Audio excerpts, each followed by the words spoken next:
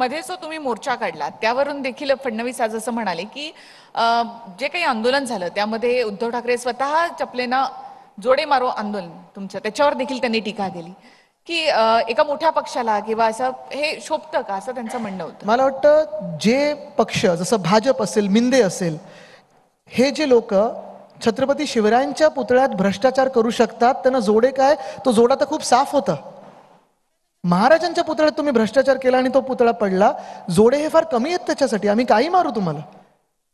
कारण तुम्ही एवढा अपमान आमच्या दैवताचा करू कसं शकता, एवढा निर्लज्जपणा कसा करू शकता की त्या पुतळ्यातून तुम्ही पैसे खाता. आणि तुम्ही बघा, हेलिकॉप्टर्स जे जे आले तिथे हेलिपॅड बनवले गेले, मग ते पंतप्रधान महोदयांसाठी असेल, मिंदेंसाठी असेल किंवा फडणवीस साहेबांसाठी असेल, हेलिपॅडवर पुतळ्यापेक्षा जास्ती खर्च झालाय.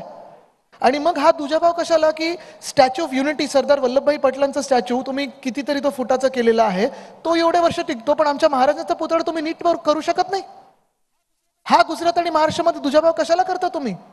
स्टॅच्यू ऑफ लिबर्टी 138 वर्ष अजून टिकलेला आहे, बर्फ तिथे पडतो, वादळ येतात, सगळं काही होतं, आणि इथे मुख्यमंत्री निर्लज्जपणे सांगतात 45च्या स्पीडने वारा वाहत होता. हा कुठचा निर्लज्जपणा? आणि म्हणून जोडे तर फार कमी पडले त्याच्यात. भ्रष्टाचाराचा आरोप तुमचा नेमका कोणावर आहे? म्हणजे महायुतीमध्ये 3 पक्ष आहेत. हा त्यांनी ठरवा, कारण क्रेडिटवर सगळीकडे चालू असतं त्यांचं. लाडकी बहीणवर मी येते आता. लाडकी बहीण योजनेवरून सध्या महायुतीमध्ये जे काही सुरू आहे, वॉर सुरू आहे, त्यावर कसं पाहता तुम्ही? आता पाहायचं म्हणजे कसं पाहायचं तिघांकडे? काय आहे की परत मी तुम्हाला सांगतो, हे सगळे जे चालू आहे, लाडकी बहीण त्यांना आज आठवली आहे निवडणुकीच्या तोंडावर. आज आपण पाहतोय शेतकरी हैराण आहेत, त्रस्त आहेत. कालच आम्ही परवाकडे मराठवाड्यात जाऊन आलो. राष्ट्रपती महोदया स्वतः तिथे होत्या. त्यानंतर ह्यांना वेळ मिळाली तिथे फिरायला. 2-4 शेतांमध्ये गेलं, तोंड दाखवले, बाकी निघून गेले, काही मदत गेली नाही. 2 वर्ष कुठेही मदत देऊ शकले नाहीयेत शेतकरी बांधवांना. का? तर ह्यांना मदत करायचीच नाही कोणाची. तसंच जर पाहायला गेलं तर लाडकी बहीण तुम्ही बघा, 2014ला जे लोक 15 लाखाबद्दल बोलत होते ते 24 मध्ये 1500 वर आलेत. केवढा मोठा फरक आहे हा. 15 लाखाबद्दल बोलणारे 1500 वर आलेले आहेत. जर ह्यांचं सरकार बसलं तर ते 15 मधून पण 2 म्हणजे 1500 मधून पण 2 शून्य काढतील आणि 15 रुपये देतील. ह्यांना लाजा नाही आहेत. शेतकऱ्यांना मदत निधी म्हणून जे जाते ते असेच देतात ना. 2 रुपयाचा चेक, कुठे कुठे 60 रुपयाचा चेक आपण पाहिलेलं आहे, आपण पण रिपोर्टिंग केलं त्याच्यावर. आणि हे निर्लज्ज सरकार, हे निर्दयी सरकार आहे. आमचं सरकार आल्यानंतर कुठेही क्रेडिटवर न करता वाढीव तर आम्ही देऊच, पण लाडकी बहीण सोबत सुरक्षित बहीण देखील देऊ. ह्यांची बहीण खरोखर लाडकी असती तर ह्यांच्या भाजपालांनी, म्हणजे भाजपचे राज्यपाल महोदयांनी आमचा शक्ती कायदा राष्ट्रपतींकडे नसता पाठवला. 4 वर्ष प्रलंबित होता शक्ती कायदा, ते नसतं केलं.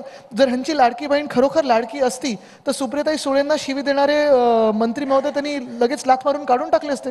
दुसरे एक आहेत ज्यांच्यावर आरोप झालेत, आमच्या मंत्रिमंडळातून आम्ही त्यांना काढलं होतं, पण आरोप सिद्ध किंवा खारिज व्हायच्या आधीच त्यांना परत मंत्री महोदय करून टाकलेलं आहे, कॅबिनेट मंत्री केलेलं आहे. हे लाडकी बहीणची चिन्ह आहेत का? जी जी भाजप लाडकी बहीण बद्दल बोलते त्यांचेच नेते जाऊन त्या रेवण्णासाठी प्रचार करून येतात. हे माहिती असून की त्यांनी 2500 महिलांचं शोषण केलेलं आहे, त्यांच्यावर रेप केलेलं आहे आणि व्हिडिओज आहेत त्याचे. हेच भाजप आहे जी बिल्किस बानोचं रेप झालेलं त्या बलात्कारांना जेलमधून बाहेर काढतात आणि प्रचारात फिरवतात. ह्यांची लाडकी बहीण कधी होऊ शकते का? सुरुवातीला तुम्ही लाडकी बहीण योजनेवर टीका केली, 1500 रुपये कसे देणार किंवा त्यामुळे आम्ही नाही विचारलं कसे देणार.